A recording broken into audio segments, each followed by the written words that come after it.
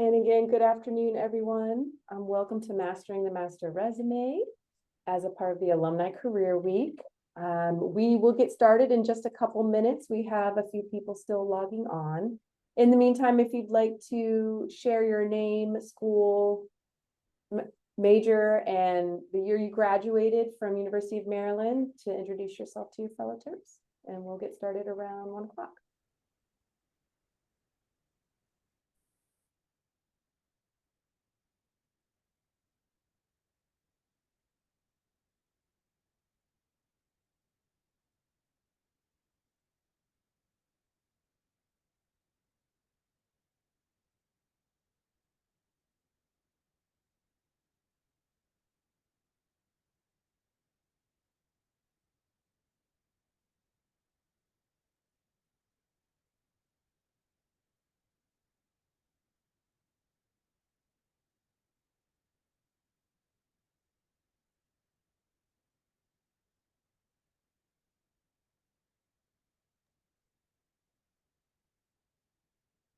All right, good afternoon, everyone.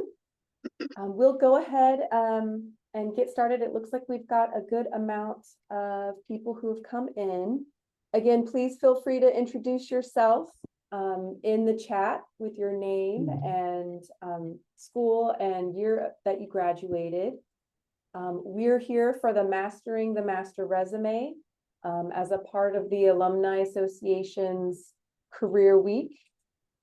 And I am joined by my colleague, Linda Lenore, who will be giving the presentation. And we will go ahead and get started. Linda, I'm going to hand it over to you. Fantastic. Thank you so much, Sharina. And again, we do welcome you to Career Week. Welcome you to the University of Maryland University Career Center presentation. My name is Linda, and I'm with the University Career Center.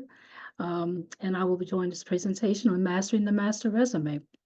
I have quite a bit of information, so, but if you have questions, please put them in the chat. Sharina is going to be monitoring the chat, so if there's any technical problem or if there's a question that comes up, please put it there and I will be sure to get to it. We do have time at the end, I believe. Even with the amount of information, I'm sure we'll be able to answer questions. So again, welcome you so much to what's going on here, Mastering the Master Resume. So overall, this presentation is going to be, I'm going to talk a little bit about the basics, about what's in a resume. What's the anatomy?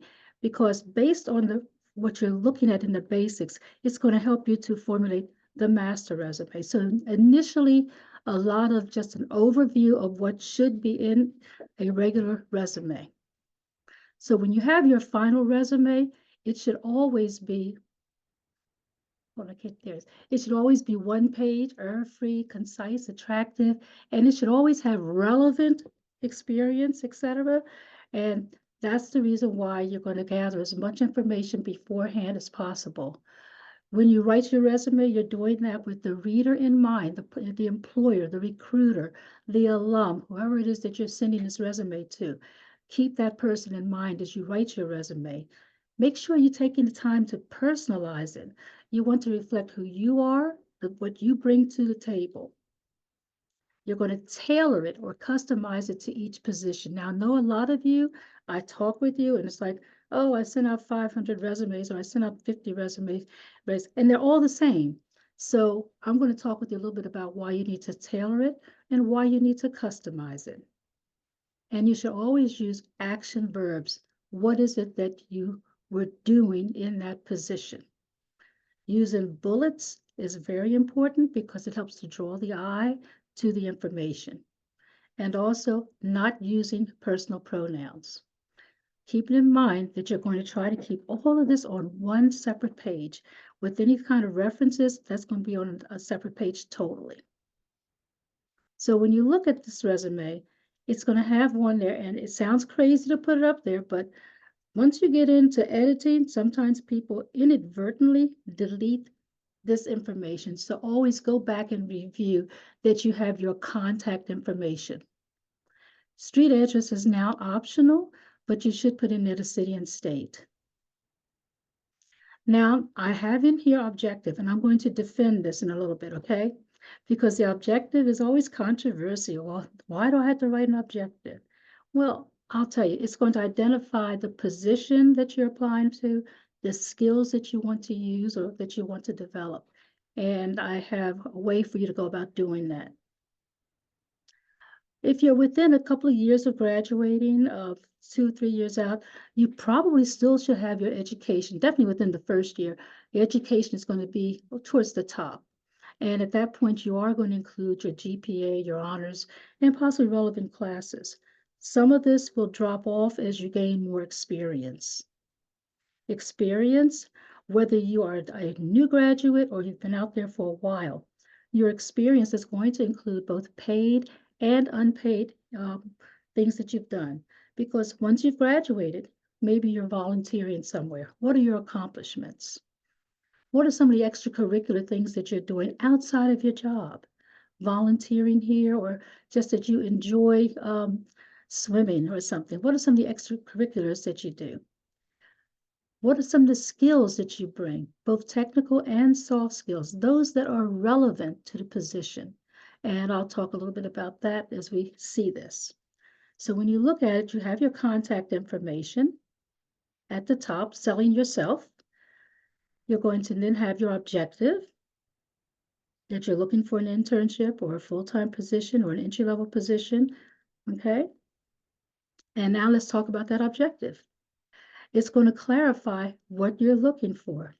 It can be by the title of the position because you saw the position listed in Handshake or on Indeed, so you might see a very specific title. It could be that you're looking for a position that is going to utilize your skills.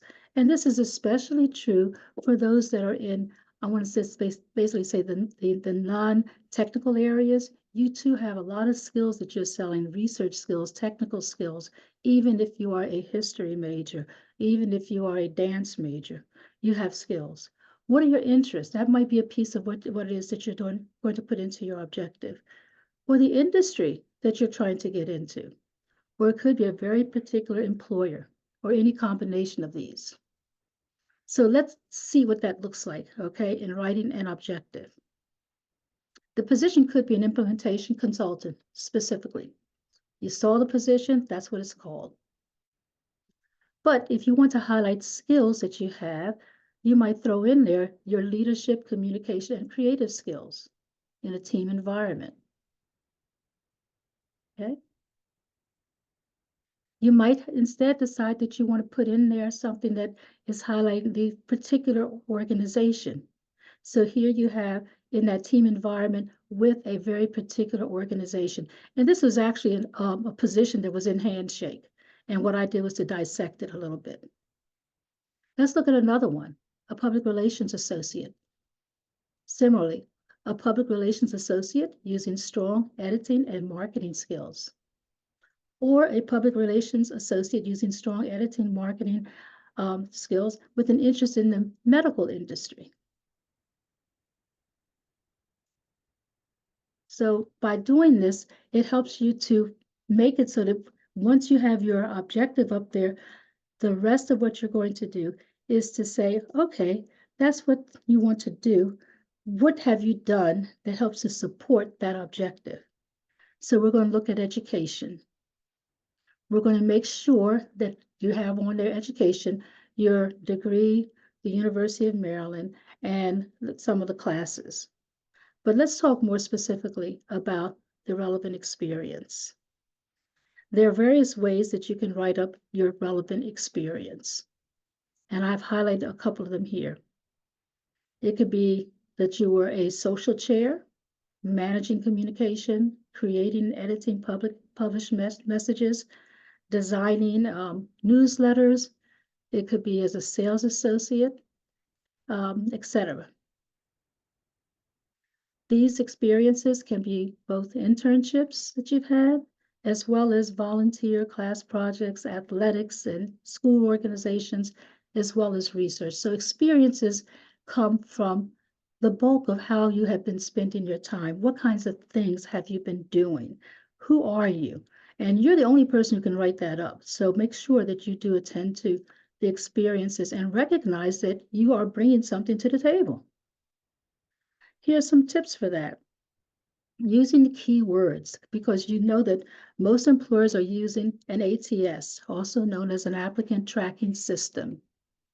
And one way to play with that is to cut and paste the bulk of what is written as the experience and pasting it into a website such as I love using tagcrowd.com. You can also use ChatGPT or other kinds of new AI resources just to see what are some of the keywords that are coming up. TagCrowd is going to give you the top 50 words in that particular job description. ChatGPT, TERP AI, all of those are going to ask that you be more specific in asking for what you want from it. TagCrowd is just going to give it to you as it is. And it's very, very successful in identifying keywords in an experience. Once you see those keywords, you want to make sure that you are using strong action verbs, using the bullets to tell your experiences. And as much as possible, when you look in there and you see you're using words like helped or assisted, make them find something a little bit better. Helped how? What did you do? Be more specific. Be a little bit more jazzy with how you describe yourself. You can also group related experiences together, but always being specific, being concise, and making sure that you're not using a bunch of cliches. One way of going about this is to use an acronym that we refer to as SHIP.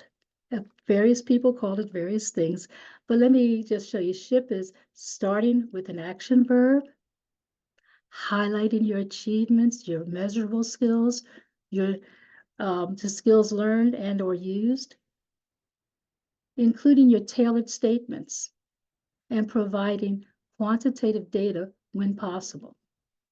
So if you keep SHIP in mind, it can help you to really discuss what it is that you did. And for those of you who are new graduates, especially, it gives you a chance to think back on projects that you might have been involved in the classroom. And it's not just that, yeah, I had a project. Yes, I did do it. Think of it in terms of SHIP. Describe it. Put as much information as you can in the description, because that becomes part of that master resume. The same thing can happen for those of you who have been in the workforce. Maybe outside of your regular duties, you've had a special project that you were detailed to. And here's how you can go about explaining what this was that you did outside of your regular responsibilities. SHIP is very, very important. So let's see how that works. Which is more important? For you to put up there that you were an RA, or for you to write it like this? Putting in action verbs, describing the situation, keeping in mind that 2-digit numbers you can write out, 1 digits you do spell out. Here you're talking about how much money you managed. I think we would all agree that that second one is much more impressive in describing what you might have done if you were an RA.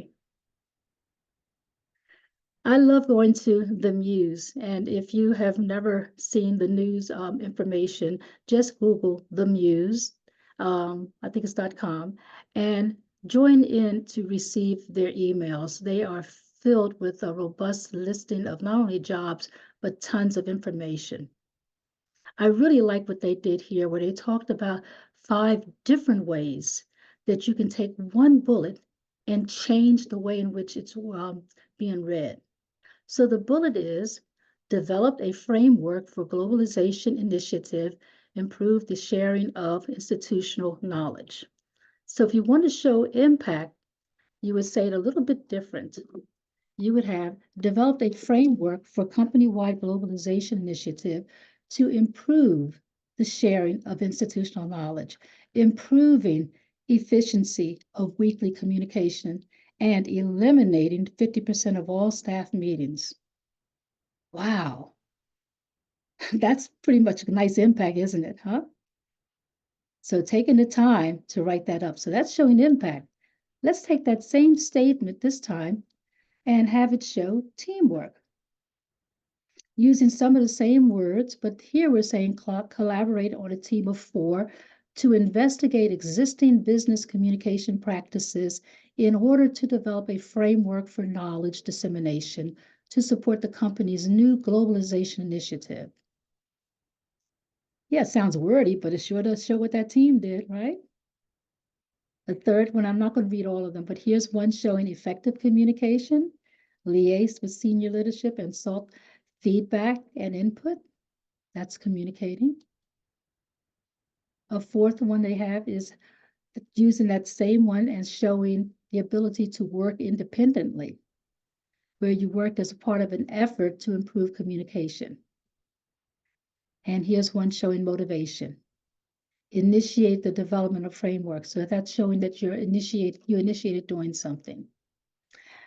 And those kinds of details are very important in how you go about marketing yourself.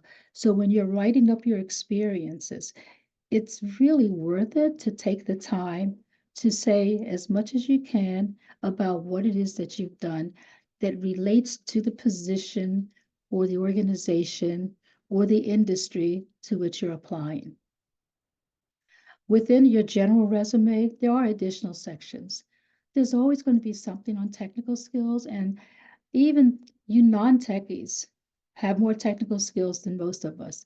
It could be that you use Excel. Be sure to put that on. That's huge. Social media. Keep in mind that that is huge in this day and time.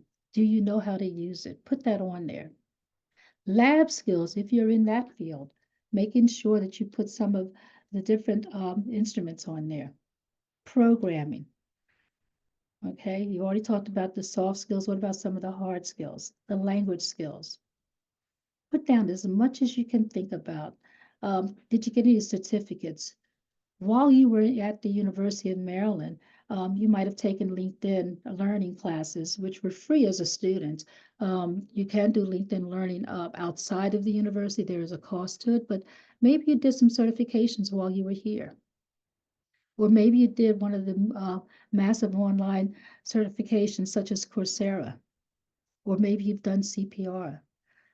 Think about all the ways in which you have gone above and beyond to make yourself who you are.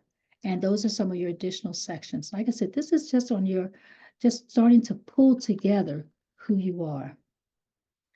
So thinking about, okay, I'm going to have to take all of this, and from this, I'm going to grow this master resume, okay? This is basically where you go to create your targeted one. It evolves from the task of resume writing. So based on what I've previously said, where you're writing down everything, it could be 2 or 3 pages long. That's going to be the beginning of a master resume. A master resume, what is it? It is a document that contains a complete list of your experiences, your accomplishments, your skills, certifications, your volunteer work, all of these things that you've done that you may wish to spotlight in a tailored resume. Keeping in mind, keyword is may, because if it's tailored and you have 5 different volunteer experiences, maybe 2 of them are related to the position and the other 3 are not. But you go to the well, you go to that master resume and you extract those 2 from it because you've already thought about things that you've done and how they may play a role in your future. Used as a reservoir, it's a record of all that you've done from which you can choose and target. You're always adding to it, and it will be more than 1 page. Always going to be more than 1 page. So evaluate your career goals. All right. Use your most recent resume for reference. And some of you have 2 or 3 of them. Go to those and start extracting from them to build from that.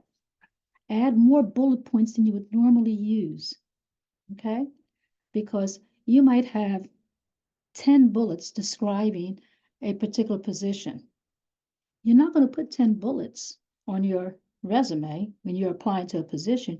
You're going to pull from those 10 that describe that position and find the top maybe 3 or 4, possibly 5 that resonate with that position. Because what you want to happen is you want that reader to right away see what it is that you bring to the table. Most employers are spending 5 to 10 seconds glancing. They want the stuff to jump at them. Okay? You want to list your top skills, not all your skills, the ones that are top skills for this position. And if you have a membership, certifications, publications, all of that, you can put those in as they resonate. And you want to update that master resume regularly. It does save time in the long run because you've already done the work. If you constantly go back to it, I'll tell you, um, I've been in the business for a while. I must have a 15, I'm serious, about a 15-page resume. Because what I've done on it is I've pulled out a section, for instance, on presentations. And as I have done different presentations professionally, I've put them in there. So I'm always adding to them. If I have been affiliated with a professional association and had various roles, I continuously add to that. Would I send this whole thing to somebody? No, but I know this is my well that I can go to. Okay, so the bulk of the work is already done. It's constantly being added to. Okay, it does involve when you're doing a master resume, a high level of customization can come from that because you can extract the qualities that you want to highlight. And when you look at your resume, you're going to get a chance to see some of the trends in your own career progression, insight into the unique value proposition that you bring to an employer. And very often, when you are talking with somebody about what it is that you want to do, what kind of positions are you looking for, what kind of industries are you interested in, what kind of employers are you targeting, it helps you to analyze, well, let me think. The past 4, 7, 10 years have not been a waste. Let me think a little bit more about what I've done. And if you've started this master resume, it has helped you to begin the process of gathering all of that in one location. And it's ready for you to look at and to review and to use in conversation. It is a complete listing of everything that you've done in terms of your professional career, as well as that professional career being as a student. And it can be as long as necessary. That's the great part about it. But when you're applying for the job, you're only going to go in and select the most relevant experiences to include in that customized one-page resume. A couple of pitfalls is not starting with an action verb. So make sure that you're using bullets and that you are indeed using an action verb. But don't overuse that verb, okay? Find different action verbs to say the same thing, all right? And yet and still make sure that the verbs you choose are not vague. Make sure you check to make sure that there are no typos. Use something like Grammarly or have a friend to look at it, because sometimes you get carried away with just typing stuff, and it's so easy to have a typo, to have a spelling error where you use the wrong word that for the same thing. Okay, the letter, you can say the color blue versus I blew my nose, 2 different spellings. So you want to make sure that what you put in there is the correct information, the correct verb, the correct word. You want to make sure that as you are trying to fit everything into one page, and you can play around with your margins, it doesn't go all the way to the end on the left and the right, probably at least an inch on each side. But you want to make sure that as you are adjusting this, that you don't make it so small that somebody can't read it. Okay? Want to be sure it's not too small. And you want to make sure that it's not too generic. All right? Share some details, showcase who you are. Make sure you're not using personal pronouns. I this, my that, mine that. No personal pronouns, okay, are used. We know it's the team, okay? And be sure that you are making sure that you are saving it as a PDF before you email it. because sometimes when you're emailing, if you email it without it being a PDF, it can get lost. So make sure that you do both before you send it off. And so finally, you're going to put your best foot forward. You're going to customize, you're going to target, you're going to organize, you're going to use keywords, you're going to address the qualifications for the job, and you're going to reflect on all of your experiences because perfection is the standard. So I'd like to thank you. I've said quite a bit in this short period of time, and I'm sure that there are questions. But before I get to the questions, I do want to say one thing. I had mentioned ChatGPT, and I do want to make a statement regarding the use of AI. And just to say, yes, it's out there. Yes, it's useful. But be sure that you learn how to use it so that you are not abusing it, that you're using it ethically, and that you are first doing your work. You should do the hard work that I just described. Do the hard work. And if you're like suffering for what can I use for another word, to use another verb here, ask ChatGPT. Maybe they can give you some highlights in that. But you want to make sure that what it says is what you mean for it to say and that it speaks to who you are. So those are just a few things I'd like to say about that master resume. Um, and Shireen, I'm going to go and see if there are any. At the moment, there were not any questions, but everyone, Okay. please feel free to type into the chat or feel free to come off mute and on camera and ask your questions that Yeah. way.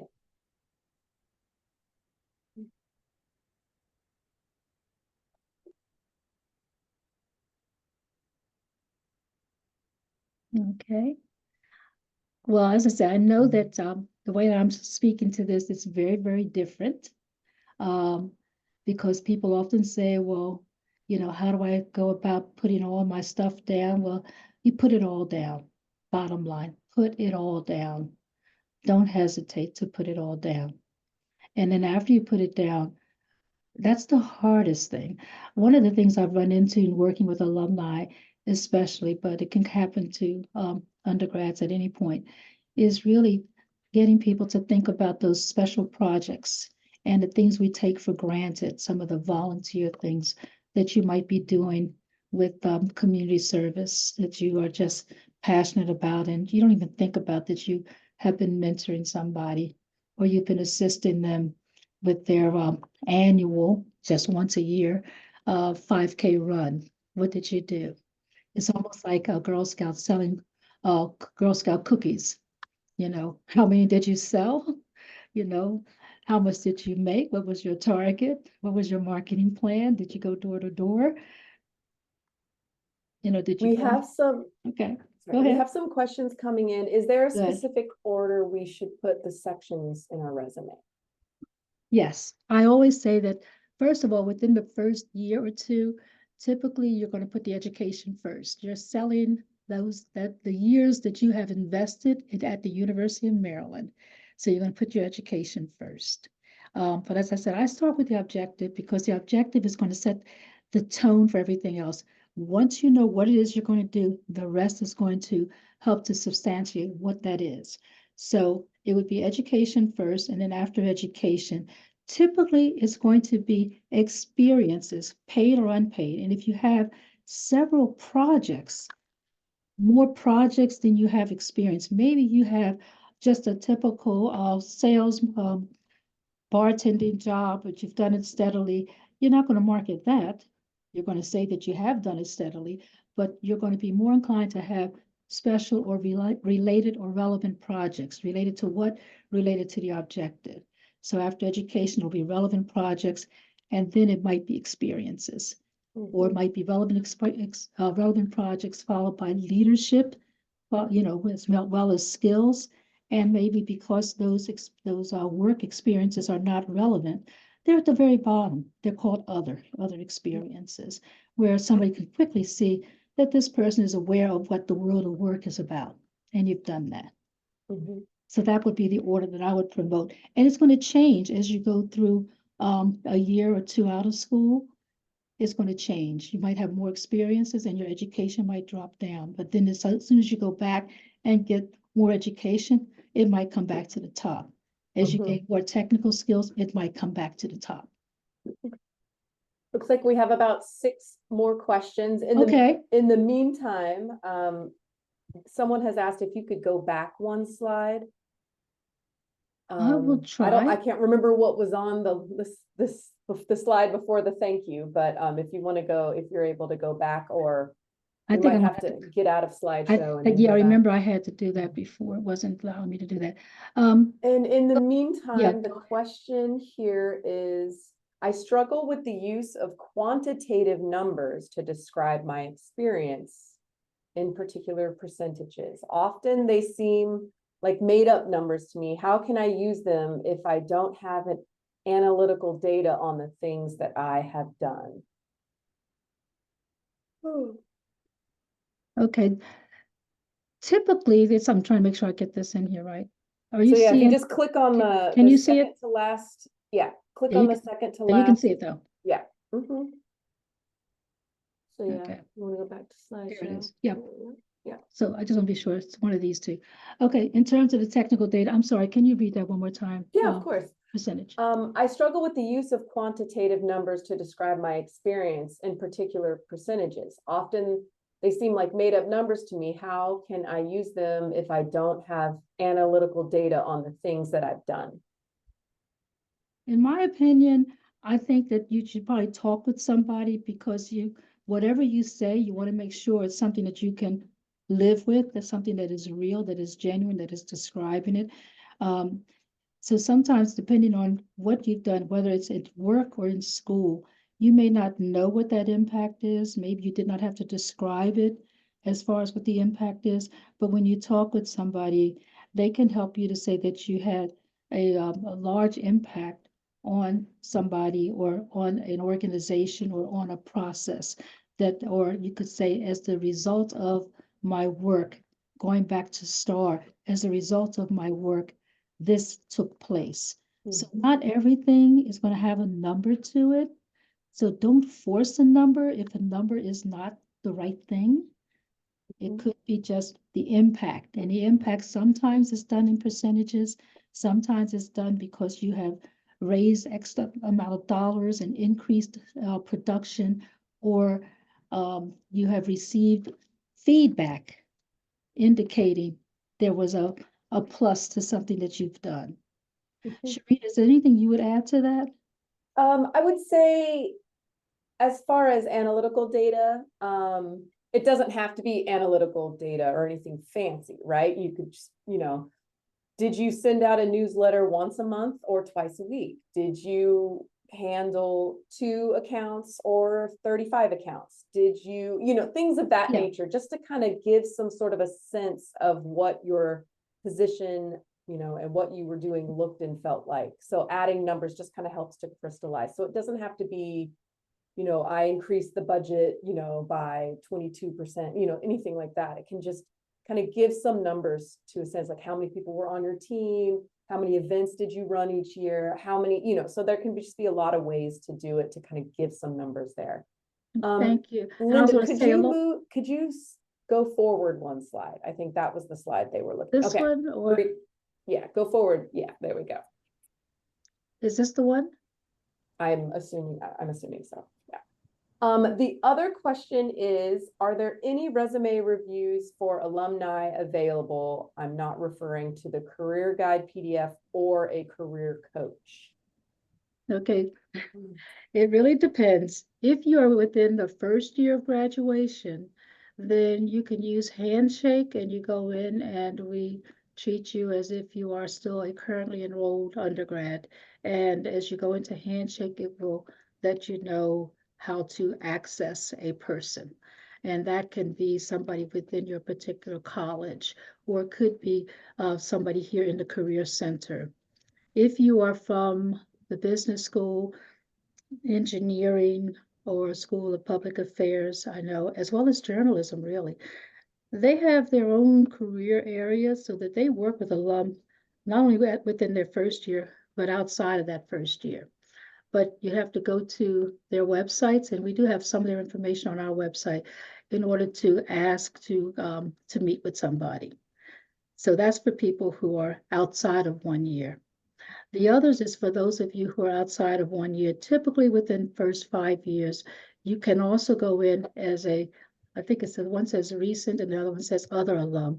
As an other alum, I have a limited number of one-time 30-minute appointments that I do on Wednesday afternoons for a half hour. I usually have like 4 of them each week because it's just a piece of my portfolio, but that is one place that you can indeed get a chance for me to give you some quick feedback on that, as well as referrals. You can also look into your state offices, I'm trying to think, the workforce development over in the counties and the state of Maryland. They have one-on-one that you can also go into, and some of that information is accessible through links on our website. So that's where you can get the stuff for free. The career consultants, those do come through the association, and they typically, with the Alumni Association, their people as career consultants will give you a one-time kind of consultation, and then you can find out what their fees might be. But those are some people that the association has vetted. Okay. The next question on the use of ChatGPT in relation to resume building, do you have some best practices to briefly share? The best And I can- practice. I was gonna say, it's so interesting. This is such a hot topic, as you can imagine, among everybody. I'm gonna give a quick something. I'm gonna have Sharina give her take. We were chatting about it yesterday. I'll go ahead. Sharina, let me let you go ahead and start. Yeah.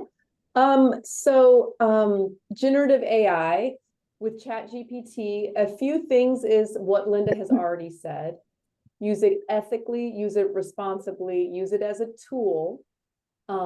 Don't use it in replacement of your own work. I am on the employer relations team, and I hear every day from employers, they can tell immediately when you've used ChatGPT to make a resume or a cover letter, or if you are writing an email back to them, or if you are, do not do this, prompting answers for an interview and you think they're not going to notice that you're reading something off of a screen on ChatGPT. They see it all. Nothing is new under the sun for our recruiters, and they know. The other thing is you are flattening out your voice when you use ChatGPT, not as a tool, but as something in replacement for your own work. There's a flattening out of your voice. The golden retriever effect you might have heard. It's just very bland. All the information might be correct, but your own voice, your own personality is not coming through, and you're not standing out. And this is one of these times in your life where you really want to stand out. So make sure that you are, make sure that you're keeping that in mind too. Now, as far as like using ChatGPT, like if you have information about the employer, if you have the text about the position description, you can, put all that into ChatGPT. Use some of these words and some of the guidance in the link I sent up here on resumes and cover letters to ask ChatGPT what you're looking for. But really, you put in like the position description, the organization you're applying to, and your resume and or cover letter, and ask it for what you want. I'm a new alum, I just graduated, or I am a mid-career professional and please help me with my resume. These are things that you can do to kind of help it guide you and do some prompt engineering on it. And I think, thank you so much for that. I think that a word of caution is there in the use of it overall. As I said, what I have found, and Sharina really echoed it, give it your voice first and foremost. That is why, for me, I will often tell you to go back to tagcrowd.com, put that job description in there, find out what those relevant words are. You might be using the word student, that you had X number of students, and they want the word client. So you might need to just change something as simple as that. It helps you to speak the language of the organization to see how can you go about looking at some of those top 50 words. And to me, it still helps you to maintain your identity. You don't want to have your resume look like everybody else's, and that really helps you a lot. Shireen, I want to Another go back to question. this Oh, one yeah. here about the person who wanted me to go back. What was that question there? Oh, it was the slide about finally put your best foot forward. So I think it's the next slide. Next slide. Yeah, that one. I think that was the one. Another question is, I'm not sure if you covered this, but how far back should you go with relevant experience? For example, I have relevant experience from 10 years ago, but not much since then. Should I include it? I think that when you're doing a master resume, you do include it. Because a master resume, for 10 years ago, it could be, first of all, that you were impacted by COVID and maybe you were not working, or maybe you lost your job or got sick. There could be any number of reasons. So therefore, there was a stopping in that. You also might have had some other things going on in your life, parenting, military, taking care of the elderly, et cetera. It could have been any number of reasons that you weren't working, but prior to that, you had experience. I found that especially with people who go into education, because they go through all the things for education, they get their student teaching and all of that, and then suddenly they decide to do something different, but now they want to go into teaching. So you need to go back and pull that credential. So with the master resume, you are thinking about those things. But in addition to the things that happened 10 years ago, think since that time, what were you doing? Were you going to a community center? Were you assisting some other people with things? Were you doing things that help to grow who you are? Maybe you learned a new skill because of the things that you were doing, because you were volunteering. Maybe you learned another language or a technical language. Did you take an online class? Uh, but put those things down in the master resume, and that way you have that as a part of that reflection of, okay, I didn't have any real paid work experience since 10 years ago, but during these past 10 years, And I was a person.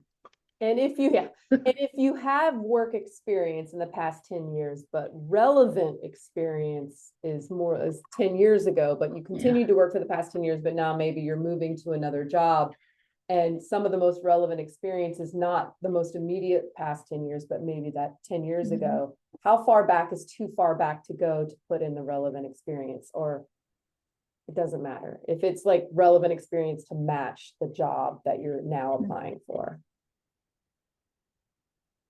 So yeah, I think because sometimes people want to put it in chronological order, right? Like Yeah. this, and then 2 years ago and 4 years ago and 6 years ago, I was doing this. But if the really relevant job for this new position is that one from 10 years ago, how would you manage that on a one-page resume?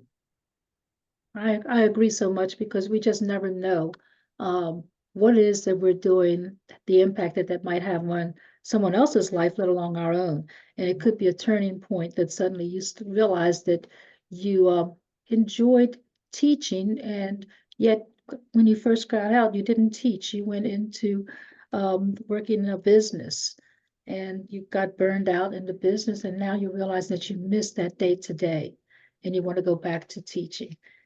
So it becomes relevant. And in a cover letters, but especially in an interview, you get a chance to talk more about it. Keep in mind that a resume is, and the reason it's one page, is to say, this is who Linda is. We want to bring her in. We want her to come in for a job interview. The cover letter introduces the resume. The resume introduces you, and then you get in to be able to talk about what you have on. And hence some of the cautions that Sharina talked about regarding AI. You don't want whatever's on that resume to be something that you get to an interview and you are a completely different person, because it was not you that wrote that resume. I have a question here. Do you have any tips or preferred fonts or formats to use or to avoid? At some point, I heard some companies sort resumes using AI, and if your style is unconventional, they can lead to your resume being overlooked. I'm going to give a quick response, and Sharina may have some response on this. I know some of the things that I've heard is that, for instance, if you do a resume and you have bold lines separating your categories, that can shift things off. I've heard that if you have a lot of mixed texts or types within your resume, that can really look terrible and mess up the way in which it's presented. The bold, and suddenly it's italics and suddenly it's something else. So mixed fonts can really be confusing to the reader, the reader alone, but especially AI. They're going to wonder what the heck's going on too. So those things, and color can also throw off. Sharina, do you have any specifics that you might have heard from recruiters? From recruiters, the applicant tracking systems can at times, if you have a very formatted, fancy resume that looks amazing and beautiful when you're holding it in your hand and it's very easy on the eyes to read, but sometimes those sections can mess up the applicant tracking system's ability to kind of scan the information on your resume. And so they really encourage you to use more basic ones. And so the Find Jobs and Internships section of our website, I put the link in there again, it does have sample resumes. Now, some of you might be in design or comms or, you know, PR or something where you would want a more like visually pleasing, right, resume rather than the standard format resume that was in this position, in this presentation. But think about where and when you would use it in an applicant tracking system. Like, you know, it's a big company or you have a question, you can always ask us or the recruiter. You know, it's a big company, send it in a very basic format to make sure that all of those words and key bits of information are tracked by the tracking system. As far as fonts and things, I would say formatting is more the thing that gets people, where they format it so much that the applicant tracking system misses those sections. Fonts less so. So that's the feedback I can give you there. Let's see. Next. I also want to add that there are those of you who might be in creative careers. And so you may have, for many people, a separate website with a portfolio.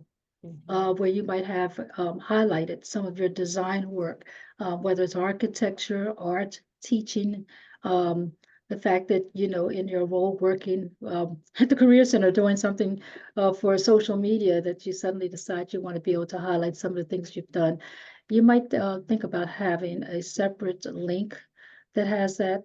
Sometimes that can be included in your LinkedIn profile, which can be a part of your header, so that all of that stuff is not a part of the original resume that you send in, but it is still a part of who you are. So as you're doing the master resume, if you are in that creative space where you need to be able to show design work, please think in terms of having something in either LinkedIn or a separate website that will house a portfolio for you that you can then share with the people that you're interviewing with. And you will, recruiters and hiring managers will immediately Google you and find you on LinkedIn or Handshake or other places. So just keep that in mind. I think everyone's pretty aware of this now, but your professional image online is very important. And I encourage you in your PDF resume to link to your LinkedIn. So as they're reading something and they have an interest, they want to see your LinkedIn profile. And one-page resumes are really hard. You're like, I really want to include everything. And like Linda said, put what's most relevant on that resume so that they are interested in clicking your LinkedIn. And then that's where you can expound on a lot of the different projects or different things that you've done. We have a question here. When describing a position in which I was hired as a contractor, should I list the consulting contracting company that I was employed at? Or even my own consulting company, or the client company and project that it was for? I have seen it listed all three ways, but I'm going to let up as an employer relations person. Sharina, What are you hearing? Because I have seen it listed various ways. I've worked with this general company, and through this company, I had these experiences. Yeah. So, Yeah, so a lot of times that's what I see, and that's what I think recruiters like, it makes sense. So, but again, it's going to depend. And you have your own consulting company that you worked for another consulting company that you had a client and another company for. And so I would say your company and or the consulting company you were at should be where you were working, but those bullet mm, points where you can say, okay, so, you know, worked with our client, the US Department of State or Booz Allen, or, whatever. And you can explain that very briefly in your bullet points to give a sense of mhm. the types of clients that you had and managed. Yeah, it's enough keeping in mind again, the resume is to get the interview. So if you have up there that your experience is consultants from 2020 to 2025 or 2020 to present, and during that time, you have consulted with 5 different organizations, you might just list those 5 organizations that you listed. That way, it's showing that you had that spread during that time of working with them. That might be towards the end of that area where you've had a chance to list more specifically the actual work that you did with those Skills. 5 companies. Mhm. I see one here I want to get to really quickly Mhm. before time runs out about Yeah. being a stay-at-home parent, Okay. how to Yeah, put yeah. that experience on it. And what I'd like to say is that stay-at-home parents, typically you're not just sitting there waiting. I hope you're not sitting there waiting. It could be that depending on the age of your children or your child, that perhaps you, if you haven't done it, that you might volunteer, or maybe you did volunteer. Maybe you went in one day a week to assist with the before and after care at your school, during which time you um, help to design activities for 12, 10-year-olds. Okay, so you might have volunteered there. You might have been a part of the PTA, or perhaps you were homeschooling. And let me tell you, if you were homeschooling, to be able to put that on there, basically that you were a stay-at-home parent, you were homeschooling 3 children, all middle schoolers, and that you used the protocol for, sometimes very specifically, you can put in there that it was for a particular organization that you were following the rules and regulations of, um, and that you successfully worked with your students for the past 5 years or past 2 months or whatever it is. So what did you do during the time that you were a stay-at-home? Maybe you were the person who was running a home business that you were involved with. Maybe it was helping with others, other homeschoolers, or you pulled together a parenting group. And if not, these are some things too to think about, checking in with other parents and getting into one of those parent groups to see what are other parents doing. If you are not involved, get in a parent group, see what they're doing, see how you might be able to be a part of that group and part of the volunteering, because an at-home, stay-at-home person is not just staying there typically waiting for the day to click into the next day. It's usually a very much of a struggle, supporting the household, supporting the family, whether it's a single parent or whether you're in a 2-parent or an extended parent household. But you do sell that information. That is who you are. You're able to juggle. You're definitely able to juggle. You can turn on a dime if something comes up and you have to get out there. I was a stay-at-home parent for 2 years, and I put it in as a job. Basically, I wrote it in just so that they would know, because everyone's always worried about, oh, I have a break in my resume or unexplained absence from workforce or whatever it is. So it was just very clear. So I did do that. And it's interesting too. I was listening to a panel last night of some alumni, and this one alum talked about when she worked as a salesperson, I think at the Gap or someplace, and it came down to she needed to figure out and she was full-time working at the Gap because she was doing that while studying in school, for instance. And one of the things that she was able to really reflect on was the fact that she did quite a bit during that time. She wasn't just a salesperson. She was able to get involved with their marketing, their social media. She helped to design some of the formats that they were using to display. So she was able to go back in and tweak all of this information as a salesperson. And what they acknowledged was that they would put her in as an intern slash sales management or something. They made a little bit more glossy in terms of what her title was, but they made sure that the title also was encompassing the work that she did do during that time as just a sales clerk. So a lot of times, just a sales clerk, just a stay-at-home person, it's not, you're not just a anything. You really are more than that. You are a being. I'm gonna remind everybody that recruiters every day tell me that they have an interview with someone and then you eventually start talking about the fact that they were in they worked at a fast food restaurant, or they worked as a barista, or they worked, and they're like, oh, how come you didn't talk about this in your resume? You know, people think, oh, it's not relevant. It's just, I just worked at Target. It didn't, but you all know that all of those jobs are not easy to do. It takes a lot of skill, a lot of effort, and all of those things should be something that you take pride in and put towards these jobs, because there's a lot of transferable skills from these types of service jobs and things. Especially those of you who have been students and you're trying to make sure you're making money while you're in school, those jobs are still relevant. And so just want to remind you of that. I'm going to look at this one last question in Yeah, here. there's a few more up here. One was, I just want to make sure it is very important that you save your resume as a PDF. Never, never, ever send it to anybody or submit it to an applicant tracking system as a Word document, even if the applicant tracking system says Word documents accepted. Always do it as a PDF. Makes it easier for applicant tracking systems to read, makes it easier for people to read, makes it easier for them to print. It is also safer for you. All of your information is uneditable. It can't be edited by someone else so easily. Whereas a Word document, it could be on purpose or unintentionally. That Word document could be edited or deleted or something like that. And you just don't want that to happen. So always use PDF. Absolutely. Okay, Linda, there you go. Yeah, I'll say, thank you for saying that to spam it. That PDF is so important. But it talks about in the first 5 years of your career, is it okay to switch every year or so for growth? Or does that look concerning?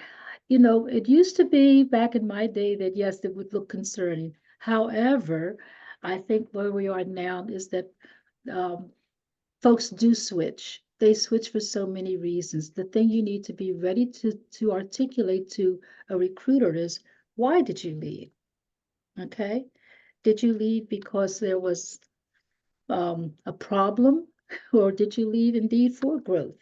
So being able to, and if it's a problem, you need to talk with a counselor or someone about how to best manage that, and to make sure that when you did leave, you left with a good reference in place. Hopefully your supervisor or a manager or a trusted colleague who knows the work that you did, so that if indeed you are called upon for a reference for those 4 or 5 jobs over the past 5 years, there's somebody there that can say, you know, while Linda was here, you know, she accomplished these things and we really enjoyed what she did. We missed her for what she did. And we understand that she left for another opportunity. So making sure that you keep things in good place. Don't leave on a bad tone ever. And never speak about another employer in any negative fashion, because they all know one another. Trust me. Yeah, it's not a problem. Just like Linda said, be ready to tell the story. Was it, you know, a change in your goals for yourself? Was it growth? Was it, and if you do leave on poor terms, you know, we've all had teams or bosses or expectations that were unacceptable to us for one reason or another. Do not badmouth anybody. Be very diplomatic, you know, about discussing things, and make sure that you have a reference if you can. Absolutely. Okay, I think, is there anything There else was that we? Did we There miss something? Let's see here, one more, just one more, and how do you showcase an accomplishment that you achieved on a team with another person? Do you credit them? Or do you write as if you did it alone? Like if you did something as a part of a team, so. You would start with that you were a member of you were a member of a 5-member team, and then you would define your role. I was the leader or co-leader of a 5-member team. Hmm. And what was your role? Assisting with the researching, the writing, the presentation. Mhm. What was your role? So when you're on a team, you might have just been that person who was, in the back making sure everything happened. Maybe you Mhm. didn't do the presentation, but you did the research, because if you're on a team, you should minimally be doing the research. So being able to say what your role is on that team is the best Yeah. way to do that. Yeah, I agree. Just because you accomplish or achieve something as a part of a team doesn't diminish the work that you did or like the credit to yourself as being a part of that team. And remember that being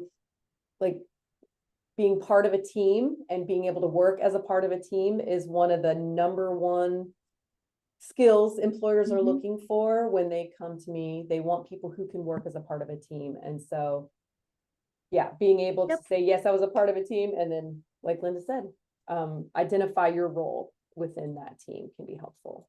All right. I think Okay. that was all I for those think of you that's who, it. Yeah. yeah, and for Listen, those of you who are asking about appointments or getting into Handshake, I put the link to Handshake and describe like that there's that before or after May 23rd, depending on when you graduated, what your process is.